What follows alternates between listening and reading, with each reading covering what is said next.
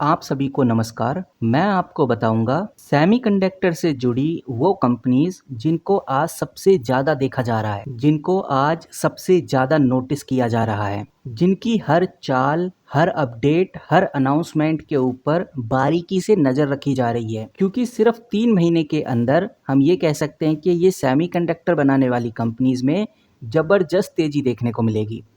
और इस वीडियो में मैं आपके सामने 3 ऐसी ज़बरदस्त कंपनी रखूँगा जो कि सेमीकंडक्टर की न्यूज़ से बहुत तेज़ी पकड़ने वाली हैं। इंडिया ने रिसेंट में अप्रूवल दिया है 4 नए सेमीकंडक्टर मैन्युफैक्चरिंग प्लांट्स के लिए। ये प्लांट्स आपको अलग अलग स्टेट्स में देखने को मिलेंगे, जैसे उड़ीसा हो गया, आंध्र प्रदेश हो गया, पंजाब हो गया। तो इन 4 नए मैन्युफैक्चरिंग प्रोजेक्ट के लिए इन स्टेट को चूज़ किया गया है। और अगर इन्वेस्टमेंट की बात करें तो सरकार लगभग 4,594 करोड़ रुपए लगाने को तैयार है। लगभग 4,600 करोड़ रुपए तक का ये प्रोजेक्ट रहने वाला है। और ये जो नए प्लांट हैं सिलिकॉन कार्बेज वेस्ट फैब्रिकेशन से लेकर एडवांस पैकेजिंग तक कवर करने वाले हैं। और प्राइम मिनिस्टर मोदी ने भी ये कन्फर्म किया है कि ये जो साल है 2025, इसके ख़त्म होने से पहले पहले made in India semiconductor Bharat बना देगा, उसका प्रोडक्शन शुरू भी कर देगा। और ये जो स्टेप भारत ने उठाया है, इससे भारत ग्लोबल लेवल पे सबसे बड़ा चिप मेकर बन सकता है। भारत सरकार ने बोला है कि भाई 2025 तक हम ये अप्रोक्स लेकर चल रहे हैं, 45 से लेकर 50 बिलियन डॉलर तक इसको एक्सपेंड करेंगे। और सेमीकंडक्टर मैन्युफैक्चरिंग के लिए जितना भी बड़े से बड़ा इंफ्रास्ट्रक्चर लगाया जा सकता है, उस इंफ्रास्ट्रक्चर पे काम कर रही है भारत सरकार। इसी वजह से जो सेमीकंडक्टर मैन्युफैक्चरिंग कंपनीज हैं, उनमें भी हमें ज़बरदस्त तेज़ी देखने को मिलेगी। इन्वेस्टर्स के सेंटीमेंट इन कंपनीज को लेकर काफ़ी पॉजिटिव भी हुए हैं, क्योंकि हर इन्वेस्टर जान चुका है कि इंडिया में अब सेमीकंडक्टर की डिमांड तेज़ी से बढ़ने वाली है। गवर्नमेंट बहुत ज़्यादा पुश करेगी इस चीज़ को भी, जैसे सोलर कंपनीज को किया था। और 10 बिलियन डॉलर के तहत जो स्कीम और जो इंसेंटिव दिए जा रहे हैं, इनका फ़ायदा ये सेमीकंडक्टर बनाने वाली कंपनीज ज़रूर उठाएंगी। और अगर ये फ़ायदा उठाएंगी तो बात बहुत सिंपल है, जो भी इन्वेस्टर इन कंपनीज में इन्वेस्टेड होंगे उनको डबल फ़ायदा होगा।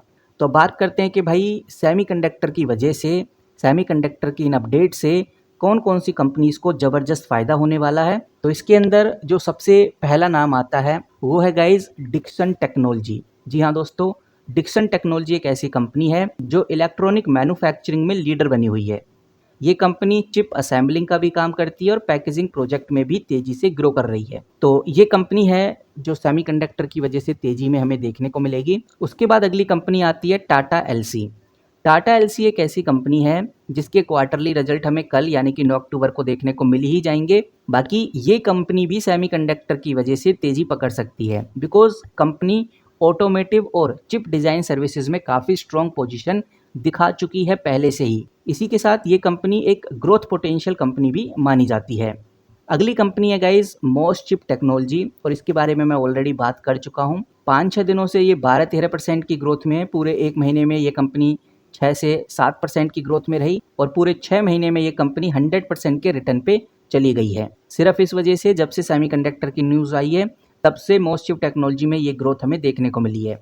ये कंपनी फैबलेस चिप डिज़ाइन और सिस्टम इंटीग्रेशन में काफ़ी ज़्यादा एक्सपर्ट है, और इसका रीसेंट मार्केट इंटरेस्ट भी इसी के ऊपर चल रहा है। तो इसीलिए इस कंपनी के ऊपर भी ज़बरदस्त ग्रोथ हमें देखने को मिलेगी।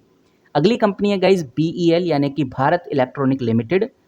डिफेंस इलेक्ट्रॉनिक के लिए सेमीकंडक्टर बनाने वाली ये कंपनी है, और गवर्नमेंट का फुल सपोर्ट इस कंपनी को, बिकॉज ये एक पीएसयू कंपनी है। तो ये वो कंपनीज़ हैं जिनमें हमें तेज़ी देखने को मिलेगी सेमीकंडक्टर की अपडेट की वजह से। और यही रीज़न है कि मैंने 3 जो मोस्ट इंपॉर्टेंट कंपनीज़ हैं वो आपके सामने रख दी हैं, जिसके अंदर हम आज मोस्ट चिप टेक्नोलॉजी, बीईएल यानी भारत इलेक्ट्रॉनिक लिमिटेड और टाटा एलसी के बारे में डिस्कशन करेंगे। मोड तो गाइज देखो तीनों कंपनीज़ में है, यानी कि तीनों कंपनीज़ अपने आप में काफ़ी सुपर है। तो ये जो टिक का सिंबल है ये तीनों कंपनीज़ को दिया जाता है, बिकॉज अब हम कंपैरिजन कर रहे हैं। तो देखते हैं कि भाई इन तीनों में से कौन सी कंपनी आगे निकल सकती है कंपैरिजन में। तो अगर हम मोड की बात करें या फिर हम बिज़नेस मॉडल की बात करें, तो तीनों कंपनीज़ अपने अपने बिज़नेस मॉडल में अच्छा कर रही हैं। अगर हम बात करें शेयर होल्डिंग पैटर्न की, अगर शेयर होल्डिंग पैटर्न 50% से कम है, यानी कि प्रमोटर हो गए, एफआईआई, डीआईआई कुछ खास इन्वेस्टमेंट नहीं कर रहे, तो फिर हम इसको टिक नहीं करेंगे। जिसमें अच्छा खासा इन्वेस्टमेंट है उसमें हम टिक करेंगे। तो सबसे पहले हम मोस्ट चिप का शेयर होल्डिंग पैटर्न देखते हैं। तो मोस्ट चिप का शेयर होल्डिंग पैटर्न आपकी स्क्रीन पे है। आप देख सकते हैं जो प्रमोटर हैं वो 44% इन्वेस्टेड है, FII 1.1% इन्वेस्टेड है और पब्लिक 54% के आसपास इन्वेस्टेड है। तो DII तो इसमें इन्वेस्टेड नहीं है, सबसे ज़्यादा जो इन्वेस्टेड है वो पब्लिक ही है। तो कह सकते हैं कि कोई खास बात बनी नहीं। अगर हम अगली कंपनी यानी कि BEL को देखें तो भारत इलेक्ट्रॉनिक का भी आप देख सकते हैं, प्रमोटर 51% है, FII 18% है, DII 20% है, यानी कि मोस्ट चिप से तो काफ़ी अच्छे हैं इस कंपनी में शेयर होल्डिंग पैटर्न।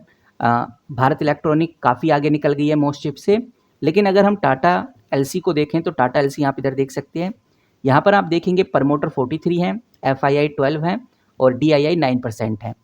तो अगर हम टाटा LC की बात करें या फिर भारत इलेक्ट्रॉनिक की बात करें तो इस केस में भारत इलेक्ट्रॉनिक आगे निकल जाती है, यानी कि हम कह सकते हैं कि जो भारत इलेक्ट्रॉनिक की शेयर होल्डिंग है वो काफ़ी अच्छी है इन दोनों कंपनी के कंपैरिजन में। अब अगर बात करें फ्री कैश फ्लो की, यानी कि कौन सी कंपनी अच्छा प्रॉफिट जनरेट कर रही है, बात बहुत सिंपल है। जो कंपनी अच्छा प्रॉफिट जनरेट करेगी उसका फ्री कैश फ्लो पॉजिटिव होगा और वो कंपनी भविष्य में डिविडेंड भी दे पाएगी। तो फ्री कैश फ्लो के लिए सबसे पहले हम मोस्ट चिप को देखते हैं। मोस्ट चिप का अगर आप फ्री कैश फ्लो देखेंगे तो आपकी स्क्रीन पे है 86 करोड़, बल्कि पॉजिटिव है, अच्छा साइन है। इसके बाद अगर हम भारत इलेक्ट्रॉनिक का फ्री कैश फ्लो देखते हैं तो वो माइनस में है, 422 करोड़, ये माइनस में चल रहा है। तो इधर मोस्ट चिप काफ़ी आगे निकल गई है। वहीं अगर हम टाटा LC की बात करें तो टाटा LC का फ्री कैश फ्लो और भी बड़ा है, 796 करोड़ के आसपास फ्री कैश फ्लो आपको पॉजिटिव देखने को मिलेगा। तो इस केस में हमें टाटा LC आगे निकलती हुई नज़र आ रही है। तो इसीलिए ये जो इस बार का टिक है वो टाटा LC की तरफ जाएगा। अब बात करते हैं डेट टू इक्विटी की, यानी कि कौन सी कंपनी कर्ज फ्री है, किस पे ज़्यादा कर्ज नहीं है। तो फिर से हम सबसे पहले मोस्ट चिप को देखेंगे तो इस कंपनी का डेट टू इक्विटी देखिए लगभग 0.06 है, ना के बराबर कर्ज है, बहुत कम कर्ज है ऐसा कह सकते हैं। अगर हम भारत इलेक्ट्रॉनिक को देखें तो भारत इलेक्ट्रॉनिक पे भी बिल्कुल कर्ज नहीं है, इधर भी आप देखेंगे तो आपको 0.00 डेट टू इक्विटी देखने को मिलेगा। भारत इलेक्ट्रॉनिक काफ़ी आगे है मोस्ट चिप से, क्योंकि मोस्ट चिप के ऊपर डेट है लेकिन भारत इलेक्ट्रॉनिक पे वो भी नहीं है। अब बात करते हैं अगली कंपनी यानी कि टाटा LC। टाटा LC के ऊपर जो डेट है वो 0.07 है। देखो देखा जाए तो तीनों कंपनी ही टोटली कर्ज फ्री हैं, लेकिन इन तीनों को कंपेयर कर रहे हैं तो भारत इलेक्ट्रॉनिक हम कह सकते हैं दोनों के कंपैरिजन में बिल्कुल फ्री है, यानी कि जीरो डेट टू इक्विटी है। तो भारत इलेक्ट्रॉनिक को गाइज ये वाला पॉइंट जाता है। अब बात करते हैं पाइट्रोसिक स्कोर की कि भाई कौन सी कंपनी फाइनेंशियली मजबूत है। पाइट्रोसिक स्कोर वैसे देखा जाता है 1 से लेकर 9 तक किसके पास ज़्यादा है। तो यहाँ पर आप देखिए पाइट्रोसिक स्कोर अगर आप मोस्ट चिप टेक्नोलॉजी का देखेंगे तो आपको नज़र आएगा कि 8 का पाइट्रोसिक स्कोर है, यानी कि मोस्ट चिप टेक्नोलॉजी फाइनेंशियली काफ़ी मजबूत है। इसके बाद अगर हम भारत इलेक्ट्रॉनिक का देखें पाइट्रोसिक स्कोर तो नज़र आता है कि भारत इलेक्ट्रॉनिक का भी 8 है, ये भी फाइनेंशियली काफ़ी मजबूत है। और अगर टाटा एक्साइल का देखें तो ये पाइट्रोसिक स्कोर 5 है इसका, ये कम मजबूत है। और भारत इलेक्ट्रॉनिक और मोस्ट चिप दोनों को हम पॉजिटिव पॉइंट देने वाले हैं। तो इस केस में गाइज दो कंपनीज को सेम पाइट्रोसिक स्कोर मिले हैं, एक मोस्ट चिप, दूसरा है भारत इलेक्ट्रॉनिक। उसके बाद बात करते हैं रिजर्व और सरप्लस की, किसके पास अच्छा खासा अमाउंट बैंक में पड़ा हुआ है, किसका रिजर्व अच्छा है, क्योंकि रिजर्व जिसके पास ज़्यादा होगा वही कंपनी मुसीबत में भी आगे सस्टेन कर पाएगी। तो रिजर्व देखने के लिए मैं आ चुका हूँ फिर से स्क्रीनर पे। यहाँ पर मैंने मोस्ट चिप टेक्नोलॉजी खोला हुआ है। अगर मैं बैलेंस शीट पे चलता हूँ तो मुझे रिजर्व देखने को मिल जाएगा। तो कंपनी का जो रिजर्व है वो लगभग 290 करोड़ के आसपास है। और ये भी ध्यान में रखकर चलना है कि भाई कंपनी का मार्केट कैप क्या है। अगर कंपनी का मार्केट कैप कम है तो रिजर्व भी कम होगा। इस केस में कंपनी का जो मार्केट कैप है 5000 करोड़ के आसपास है। तो हम कह सकते हैं कि भाई 5000 करोड़ की कंपनी है और कंपनी के पास जो रिजर्व है 290 करोड़ के आसपास है। वैसे तो बहुत कम रिजर्व है, लगभग 50% तो होना चाहिए मार्केट कैप का, यानी कि 2000 करोड़ 2500 करोड़ का रिजर्व होना चाहिए था, लेकिन नहीं है। चलिए अगर हम भारत इलेक्ट्रॉनिक का रिजर्व देखें तो भारत इलेक्ट्रॉनिक का जो मार्केट कैप है 2 लाख 3 लाख करोड़ के आसपास की कंपनी है। तो इसका 50% निकाला जाए तो लगभग कंपनी के पास 1 लाख करोड़ का रिजर्व तो होना चाहिए। तो अगर हम बैलेंस शीट में देखते हैं तो कंपनी के पास जो रिजर्व है 1 लाख करोड़ नहीं, सिर्फ 19,000 करोड़ के आसपास का रिजर्व है, जो बहुत कम है। और कह सकते हैं कि मोस्ट चिप और भारत इलेक्ट्रॉनिक का रिजर्व ऑलमोस्ट सेम ही है।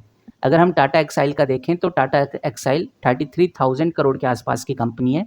इसका 50% निकालें तो लगभग कह सकते हैं कि 15,000 करोड़ या 14 या 12,000 करोड़ का भी रिजर्व होगा। तो टाटा एक्साइल अच्छा परफॉर्म कर रही है, ऐसा कह सकते हैं। बैलेंस शीट में चलते हैं तो रिजर्व कंपनी के पास सिर्फ 3000 करोड़ का है। तो रिजर्व के मामले में तीनों ही कंपनी बेकार चल रही हैं। लेकिन जैसा मैंने आपको बताया कि भारत इलेक्ट्रॉनिक का जो मार्केट कैप है वो 3 लाख करोड़ के आसपास का है। उसके हिसाब से कंपनी के पास जो रिजर्व है बहुत ज़्यादा नहीं है, लेकिन 19-20 हज़ार करोड़ के हैं। तो ये जो नंबर है ये जाता है भारत इलेक्ट्रॉनिक को ही, इसीलिए ये पॉइंट भी मैं भारत इलेक्ट्रॉनिक को ही दे देता हूँ। हालांकि तीनों के ही रिजर्व कुछ खास नहीं है। अगर हम रिटर्न ऑन इक्विटी की बात करते हैं तो रिटर्न ऑन इक्विटी से ये आइडिया लग जाता है कि भाई बेसिकली कंपनी कितना अमाउंट जनरेट कर रही हैं। यहाँ पर अगर आप रिटर्न ऑन इक्विटी देखोगे तो 11% देखने को मिलेगा। बहुत ज़्यादा कंपनी पैसा नहीं बना रही, लेकिन हाँ बहुत कम भी नहीं बना रही। अगली कंपनी यानी भारत इलेक्ट्रॉनिक का अगर आप रिटर्न ऑन इक्विटी देखेंगे तो 29% आपको देखने को मिलेगा। बहुत अच्छा खासा रिटर्न ऑन इक्विटी है। मॉसचिप से तो काफ़ी अच्छा है। अगर हम टाटा एक्साइल का रिटर्न ऑन इक्विटी देखें तो वो भी 29% है। तो इस केस में गाइज मॉसचिप तो बहुत पीछे रह जाता है 11% के ही रिटर्न ऑन इक्विटी में। लेकिन अगर भारत इलेक्ट्रॉनिक को देखें तो 29, टाटा एक्साइल को देखें तो 29.3, बहुत ही माइनर से पॉइंट में टाटा एलसी आगे निकल जाता है। तो इसलिए ये जो पॉइंट है रिटर्न ऑन इक्विटी वाला ये टाटा एलसी को जाता है। अब बात करते हैं गाइज पीई की, यानी कि कौन सी कंपनी हमें सस्ते प्राइस पे देखने को मिल रही है। तो पीई के केस में अगर सबसे पहले मॉसचिप को देखें तो मॉसचिप का पीई 133 है। बहुत ओवर प्राइस है, बहुत ओवर वैल्यूड है, ऐसा हम कह सकते हैं। और अगर हम भारत इलेक्ट्रॉनिक को देखें तो पीई 53 है। भारत इलेक्ट्रॉनिक काफ़ी सस्ते प्राइस पे मिल रही है मॉसचिप के कंपैरिजन में। टाटा एलसी को देखें तो 45 के पीई पे है, तो ये और भी सस्ते पे मिल रही है क्योंकि भारत इलेक्ट्रॉनिक 53 के पीई पे है और टाटा एलसी आपको 45 के पीई पे मिल रही है। तो कहने का मतलब ये है कि टाटा एलसी आज के टाइम पे इन दोनों कंपनी से काफ़ी सस्ते दाम पे मिल रही है। इसीलिए ये जो पॉइंट है पीई वाला ये जाता है गाइस टाटा एलसी को। तो अब आप स्क्रीन पे देख सकते हैं मॉसचिप को सिर्फ 2 पॉइंट मिले हैं, भारत इलेक्ट्रॉनिक को मिले हैं 5 पॉइंट और टाटा एलसी को मिले हैं 4 पॉइंट। तो इससे आइडिया लग जाता है कि भाई कौन सी कंपनी कितना अच्छा परफॉर्म कर रही है, कौन सी कंपनी बेस्ट है अभी के टाइम पे। भारत इलेक्ट्रॉनिक में ज़्यादा पॉइंट्स हैं, टाटा एलसी में उसके बाद हैं और मॉसचिप में 3rd नंबर पे हैं। लेकिन मॉसचिप आज के टाइम पे बहुत चर्चित कंपनी है, हर इन्वेस्टर की नज़र इस कंपनी पे है, इसीलिए मॉसचिप को भी नज़रअंदाज नहीं किया जा सकता। क्योंकि मॉसचिप आज काफ़ी छोटी कंपनीज में से एक है, सिर्फ 5000 करोड़ का मार्केट कैप लेकर चलती है। और इसके मॉसचिप के केस में भारत इलेक्ट्रॉनिक तो बहुत बड़ी कंपनी है, 3 लाख करोड़ का मार्केट कैप है और टाटा एक्साइल भी काफ़ी बड़ी कंपनी है। बाकी टाटा एक्साइल का नाम भी है, टाटा का ब्रांड भी है, तो इसलिए इसके पास रेपुटेशन भी अच्छी खासी है। तो इन दो पावरफुल कंपनीज के कंपैरिजन में मॉसचिप पीछे ही रह जानी थी। लेकिन मॉसचिप में जैसा मैंने आपको बताया सेमीकंडक्टर न्यूज़ के बाद काफ़ी ज़्यादा हलचल हुई है और अगर ग्रोथ लेवल पे बात करें तो 6 महीने में मॉसचिप 91% बढ़ा है और अगर भारत इलेक्ट्रॉनिक को 6 महीने में देखें तो सिर्फ 43% बढ़ा है और टाटा एलसी को 6 महीने का देखें तो 11% ही बढ़ा है। तो इस केस में मॉसचिप आगे निकल रही है, ग्रोथ के मामले में तेज़ी पकड़ रही है। अब आप क्या सोचते हैं तीनों कंपनीज के बारे में कमेंट करके जरूर बताइए, आपकी क्या राय है वो भी हम जानना चाहेंगे। फिलहाल इस वीडियो में इतना ही, मिलते हैं किसी नए वीडियो के साथ, तब तक के लिए take care and good bye.